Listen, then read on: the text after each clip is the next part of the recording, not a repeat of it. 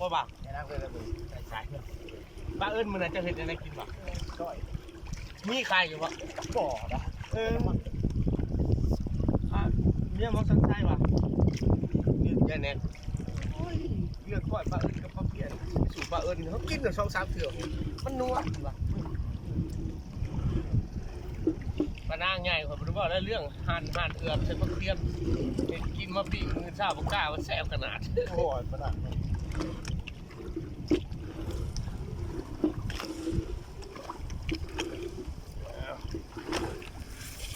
เห็น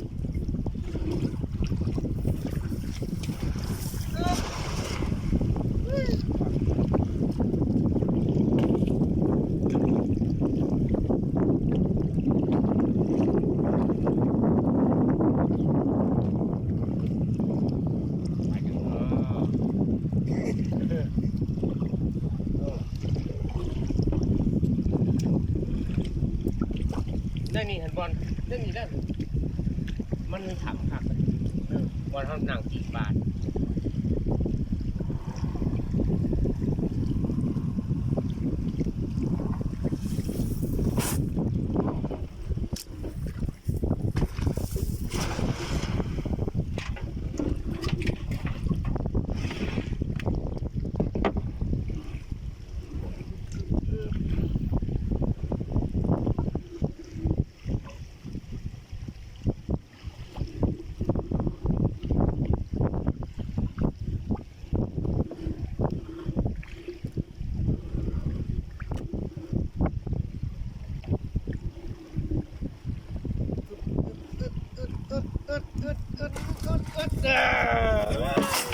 สรุปแล้วยังประทันมีไก่หวาน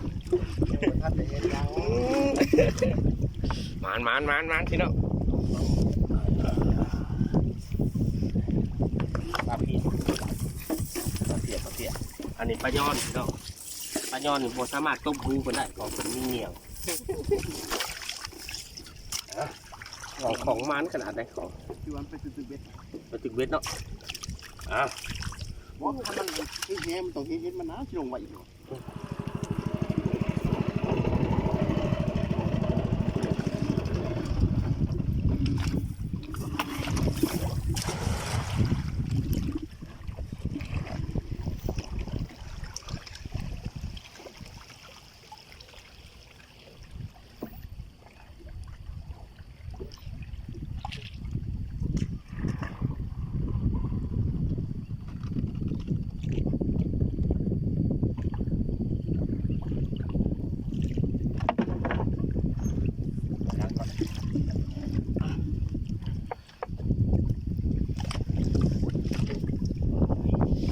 เพื่อขีดไปพายลงซะนะ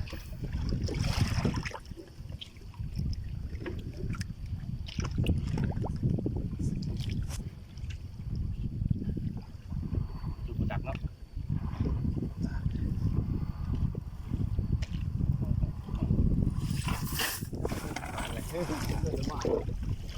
จังหวะแท้เนาะจะผ่านวานตัวบอลไปเลยปัดบอลบ่ขาดขึ้นสื่อก็เปลี่ยนใหญ่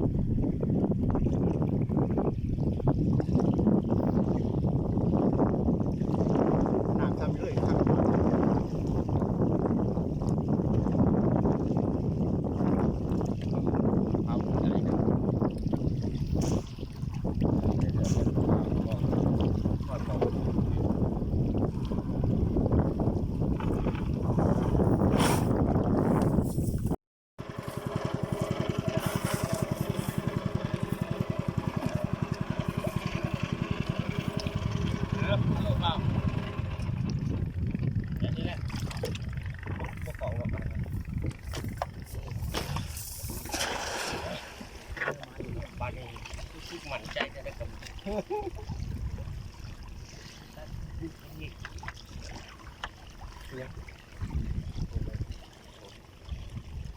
ของบอกวันที่ถึงบอกอิจิกะ วิธีการกี่เทิงคุณต้องบอกเนาะ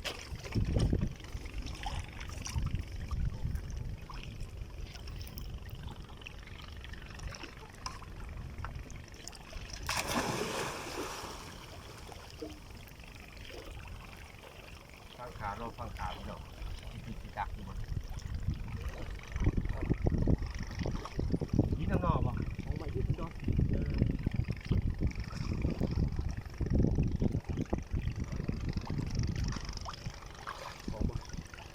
บอกด้วยไปดึงคนแห้ง จับเป็นอะไรแบบขึ้นของเนี่ยขึ้นหลุดเนี่ยนี่กับเท้าเนาะ มอง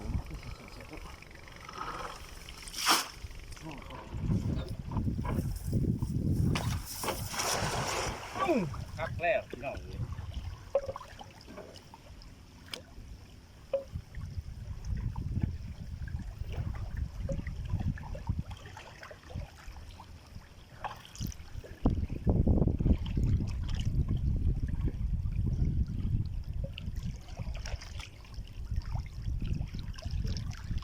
มันตลอดเนาะตอนนั้นนะป่ะ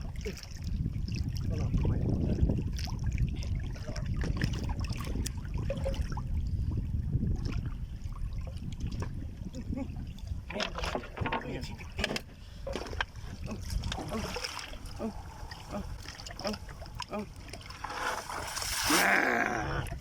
โอ้ปลาหูหมาดพี่น้องปลาหูหมาดปลาหูแดงรุ่นนี้เนี่ย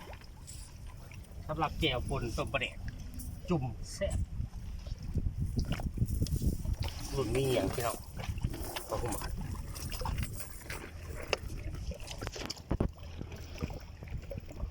มันจะขึ้นสูงกว่าแล้วสินะ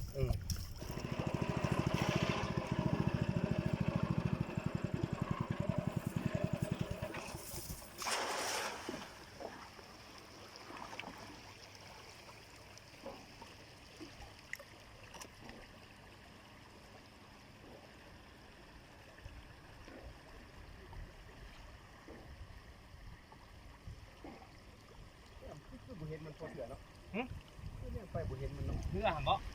ไปเห็นอยู่ในแถวนี้เลย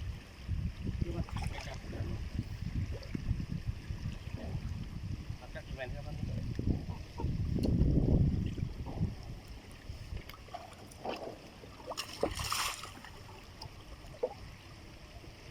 จวด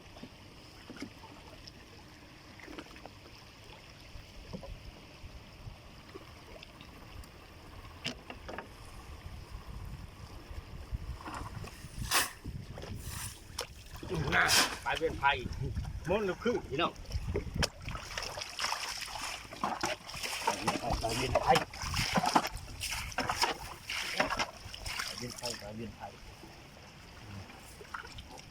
โตมันงานเลยพี่น้องสีแดงมันสีแดงอ่อนก็เลยว่าปลาเวียนไผ่ถ้าปลาหูหมาดแต่มันหูมันสีดำๆเขาอื่นปลาหูหมาด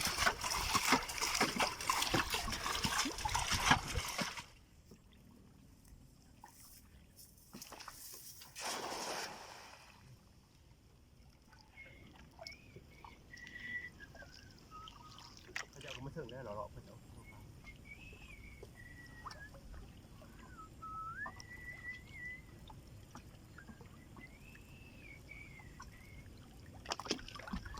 เดินน้องกันลงเหยียบยาเปิดผูกลง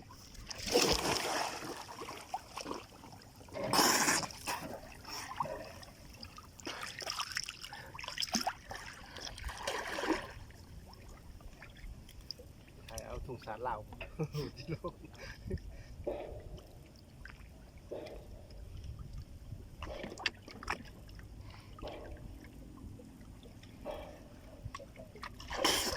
เอาขึ้นได้ไหมมันจะพลิกออกตัวเนาะระยะมันพอได้ละเลยมาได้พี่น้องมันลงมาเดียวประมาณครับ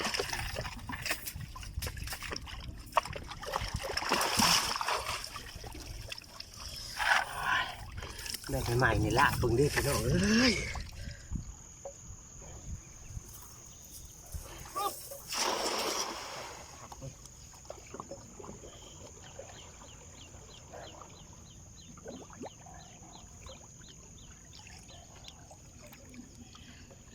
ว่านี่ของแน่นอนของจุดหนึ่งนะหวานเนาะเสือกระลุก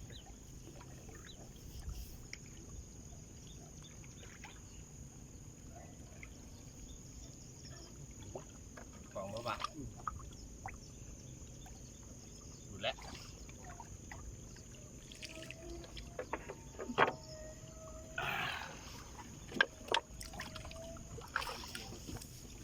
จัดเลยกำลังลงพี่น้องจัดเลยกำลังลงรอบประกาศส่งมาดูบอก เงียบไป โอ้ เลย บ่มีหยัง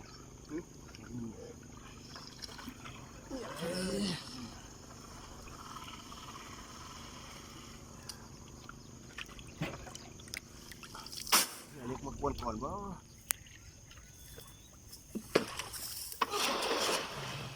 แหลงแล้วพี่น้องแหลงแล้ว15 กิโลลูกแหมันจังท่านปลาได้พี่น้องสั่นพอท่านปลา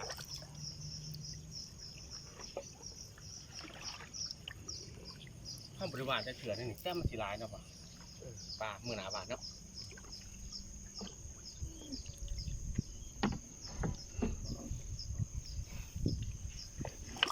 ของยังเนาะ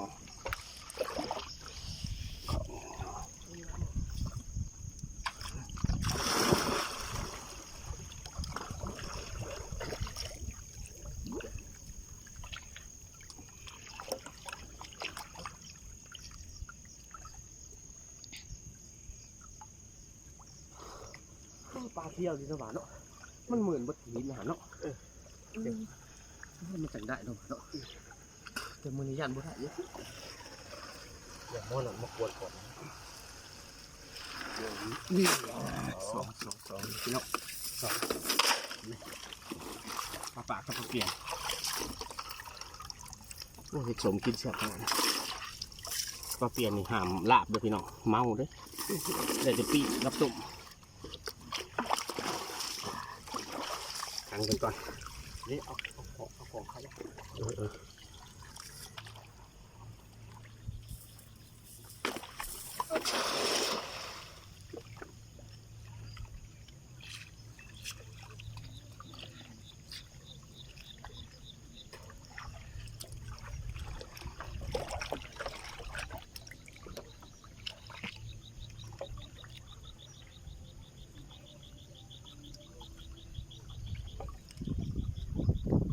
งานอยู่ป่ะ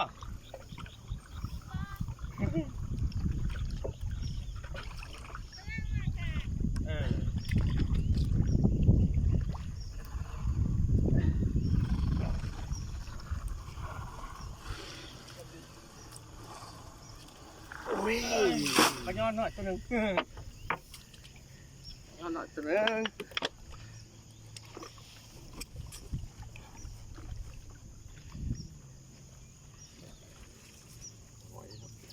เอาเมื่อเจียวจะเฮ็ดไข่พี่น้องแซ่บขนาดหักเงียงไปก่อนอย่าไปลงเตะยันเงียงปลาครับ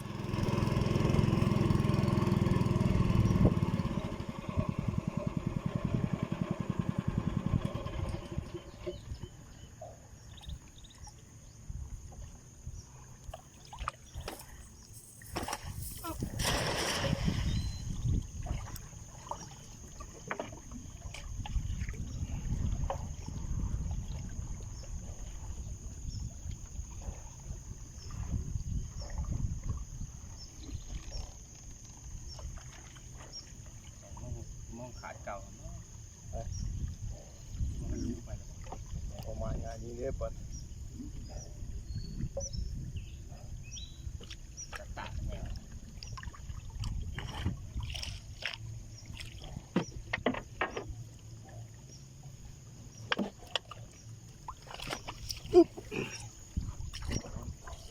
ช้อนเลยเนาะ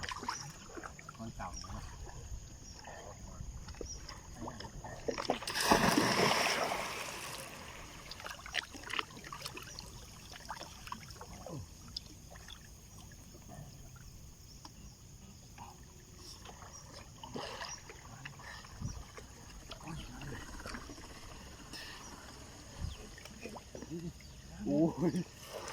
นี่เดี๋ยวมาปากก็นี่เป็นเรื่องสุก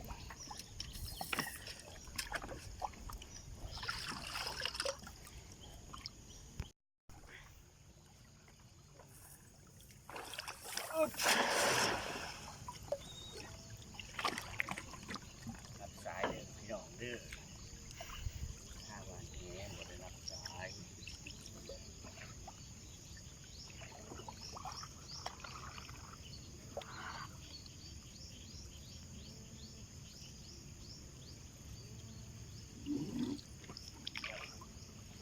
ของเหมือนเดิม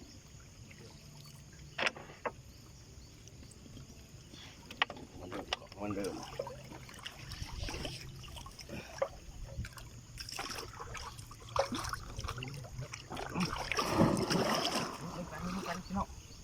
มันบอกจัดเด็กนี่ลูกล่างหาลากไปกินแต่ละก่อนลุมกับปดมันเครื่องกับข้าวคือดิตัวเดียวสองไข่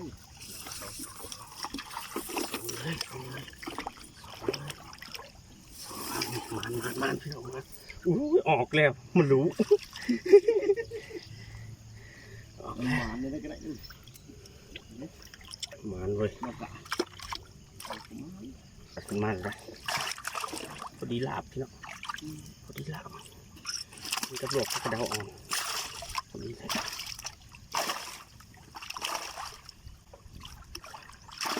ห่วยจะออกขึ้นได้หมอเฮงกำลังมา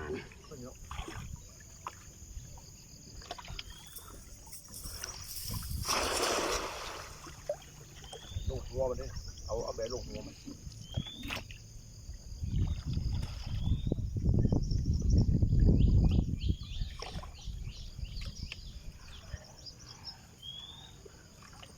มันกินหอยเลยป่ะหอยก่อนนะหอยอย่างหอยอันกี้บางอย่างนี่กินบอกอยู่ในท้องมันอะไรลูกมีบดซื้อได้มีแต่เป่าๆเนาะบ้าง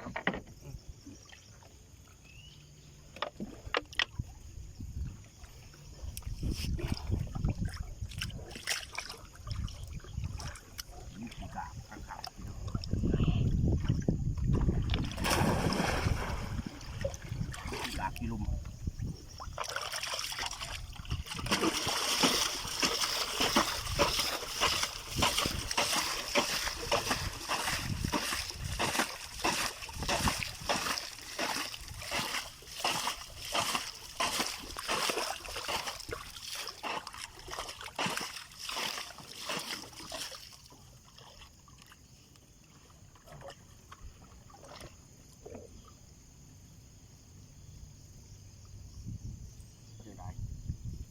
พี่น้องเป็นจังได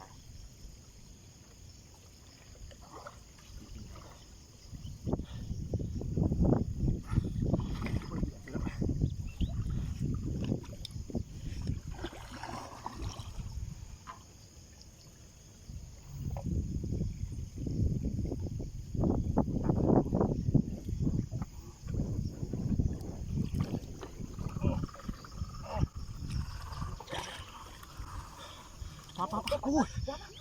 กอดไปแม่นี่มันอยู่ในอัตรานี่โอ้ย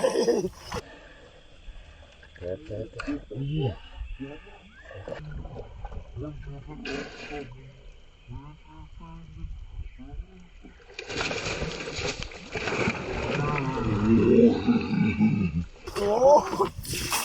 ตายแล้วมันกอดขาดเอิ๊กกันเดียวสันได้เจอไหนเนาะกาดถึงได้จำยอกขึ้นอีกเลยตังเลยก็มาตังเลยโอ้ยใครจะกอดจะเอิ๊กเลยเฮ้ยมันจะกอดได้เปล่าโอ้ยเรื่องมาเห็นนั่นนี่ว่าหันยอดที่มันรู้เลย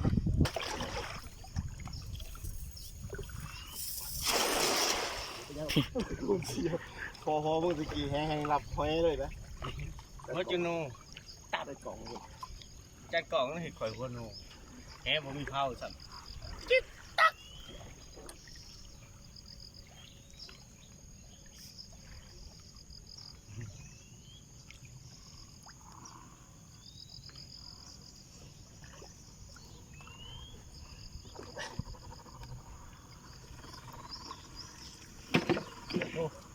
แกะตัวลูก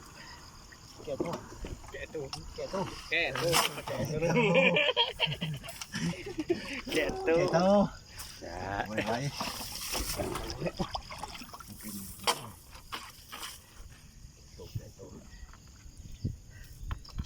มาสุกเลยมาสุกมันบุกถือกามดิซื้อมาถือกามตู้มันกับหวย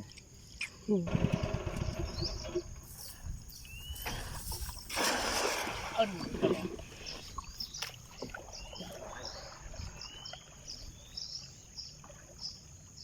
น้ำเขาซื้อวางถึง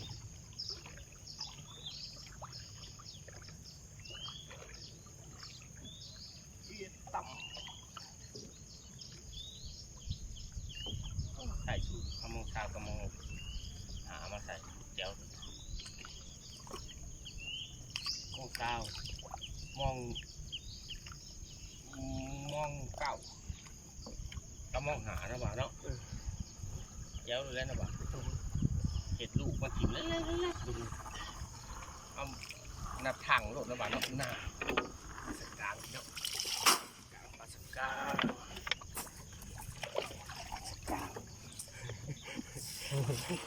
แซ่บจะได้ปลาสกางถึงมันครับ เสียบเลย สุดยอดแห่งปลาลำคลองกินปลาลำคลองสุขภาพแข็งแรงพี่น้องแถมยังมี IQ อีกแต่ใส่ IQ มันถือต้องนะเป็นวัสลาดเลยหามไปตัวลูกตัวเมียเลยพี่น้องเอ้ย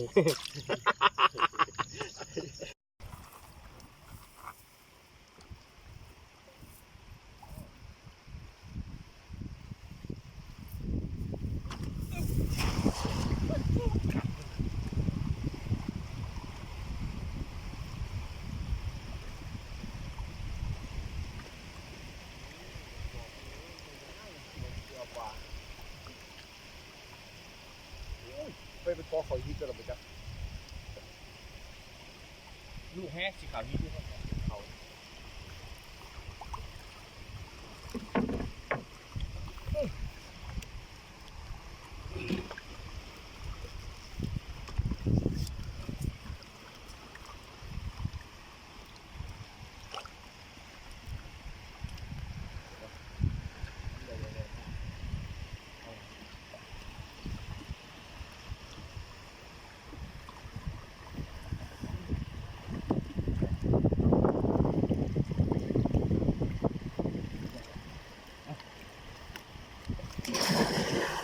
มองปลาจอกพี่น้องปลาจอกเนาะ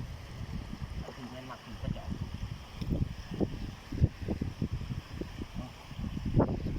แม่ของพี่นะอยากดูแม่ของพี่เนี่ย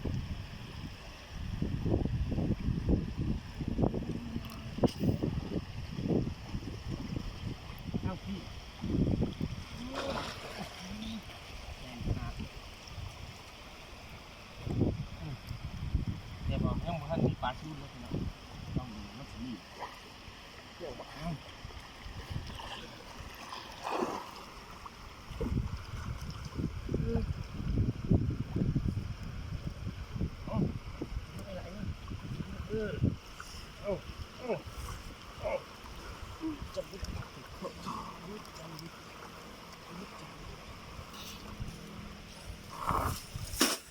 ขาดบ่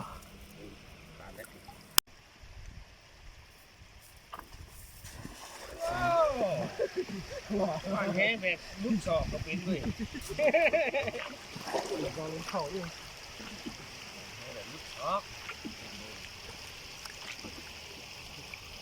ห่างเครื่องคือเก่าเด้อ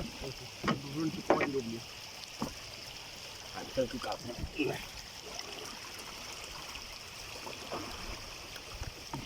น้ำมาทางไปตกข้าว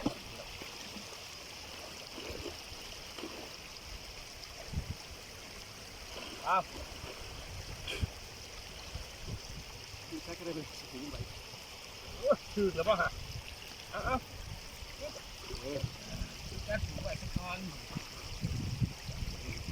จะเป็นไว้เนาะมาเทียบป่ะแค่ไหนตัวนั้นถ้ามันแห้งผ่านใส่ต้องข้าวแค่ถึงเนื้อถึงใหม่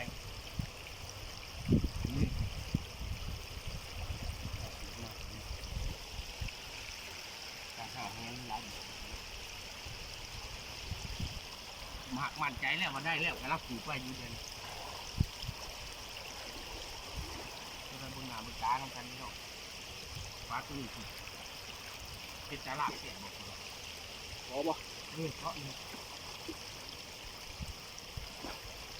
งานครับ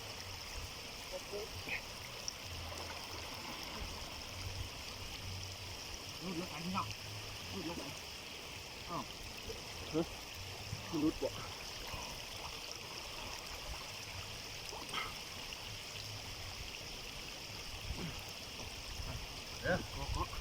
นั่งบอก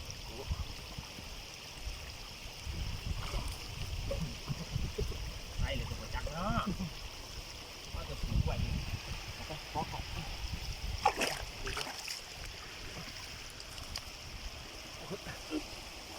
ตัวเดียวได้ที่โต๊ะผูกไว้พี่น้องมันอยู่ที่บุญไข่ปลาหลุดมันถือแหผูกไว้สีเลือดพี่น้องจับจะได้ไปผูกไว้ลูกนี่ผูกจะผูกไว้ไม่วิ่งไปอาจารย์เลยแกะผูกออกมา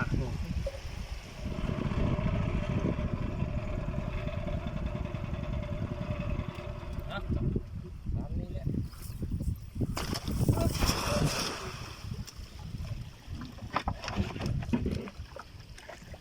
คือจุดของมันแฮกคอเรือก็หยาดแมนอยู่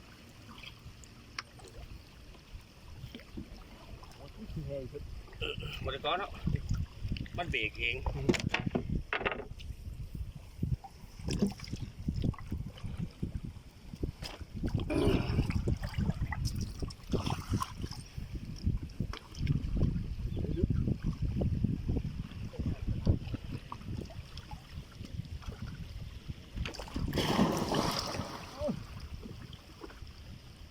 ดูลมเลยนี่จะกินเนาะ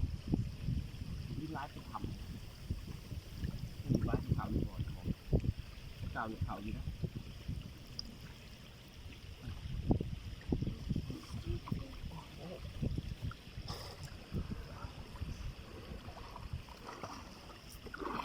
ผมว่าประจอบ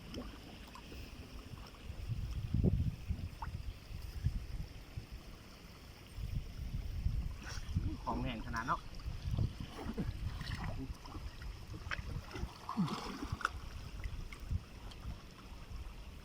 แหผมแหมีข้าวพี่น้องมันคลองนะทางแหบริข้าวถือปลามันขัดออก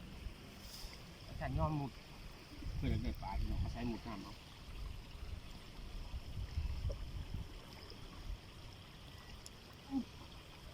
ย่านถึงว่า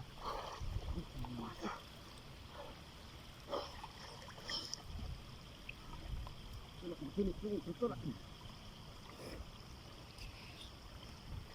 ราสิได้กินปลาเนี่ยมันง่ายเลยพี่น้องต้องมุดน้ำกินเยอะ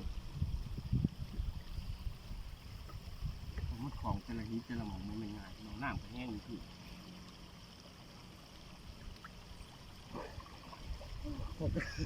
มานี่บอกเห็นไหม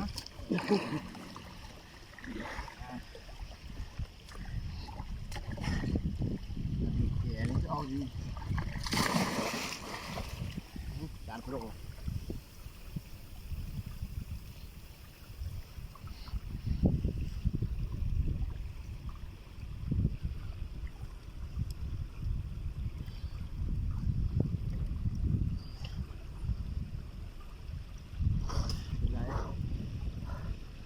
รักเ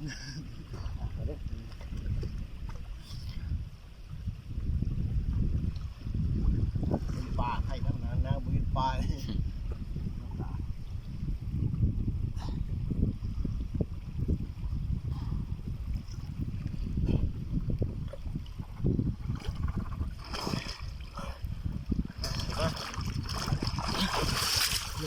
ข้าง กินเลยจะทำเนี่ย แง่บอกปลาตัวหนึ่งมันหลุดไปเป็นปลาตัวหนึ่งพี่น้อง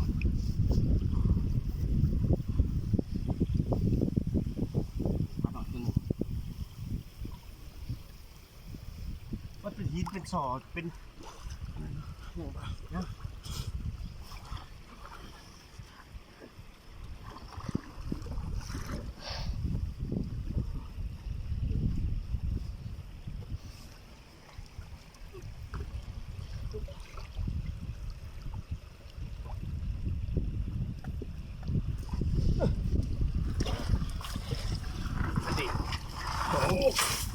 สี่พี่น้องมีแต่ปลาจอกสี่1 2 3 4สายแข็งพี่น้องอยากกินปลาตะมูน้ำเก่งแบบนี้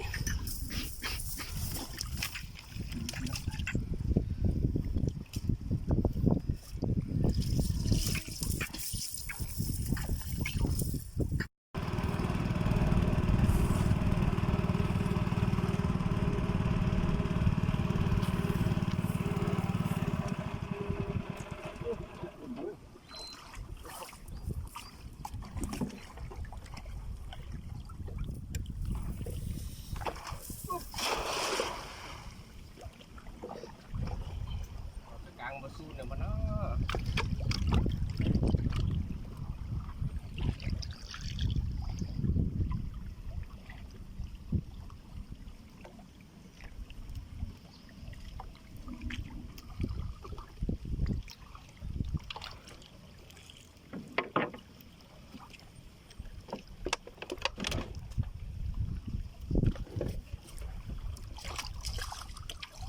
รอนะนี่กินไข่นี่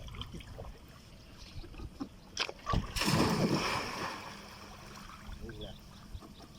จะได้สงครามมาเลยเด้อยินดีนะข่าวลาบนะครับโอ้ยของนี่แหละ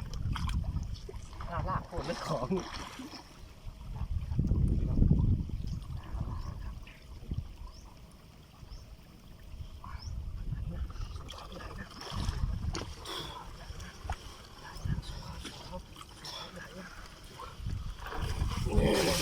ได้2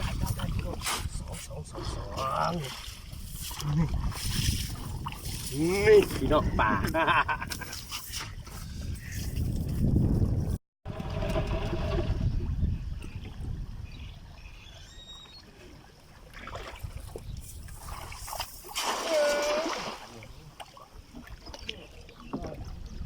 หลอกโกรธบ่จอมนะแม่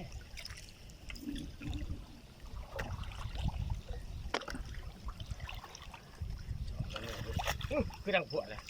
แม่รู้ไปหรือเปล่าดังปวดเลยรู้ไปหรือเปล่า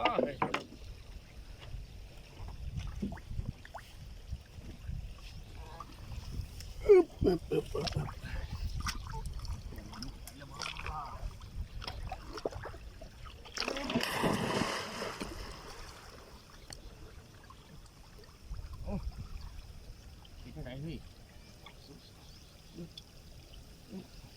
แล้วนักศึกษาบุตรสีหาบลักๆขึ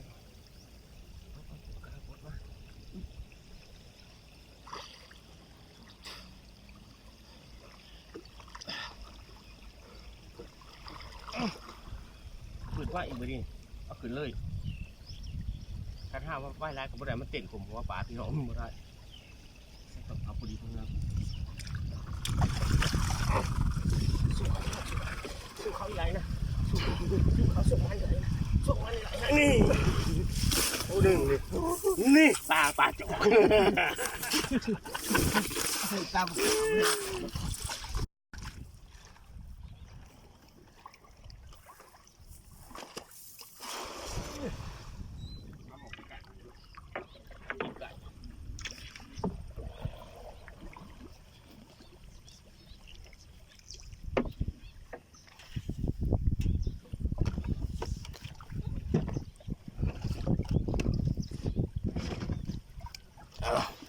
สาน้ำเลยจังสิฮะ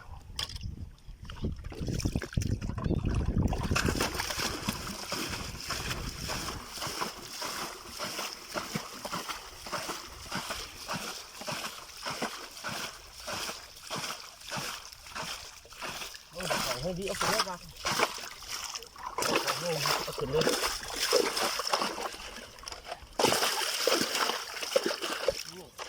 น่าปลาเงินหอยปลาเงินหอยไปไหนปลาเงินหอย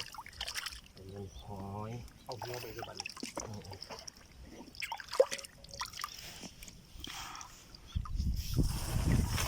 ินหอยเป็นปลาชนิดมีเหงี่ยงพี่น้องตัวพุงบดอะไรยันมือสอดเนาะ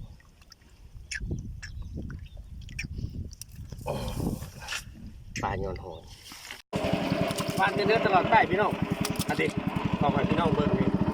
ไปซ้ำนี่มีปลาย้อนนี่ปลาย้อนปลาผู้หมาดนี่แก้วแซ่บ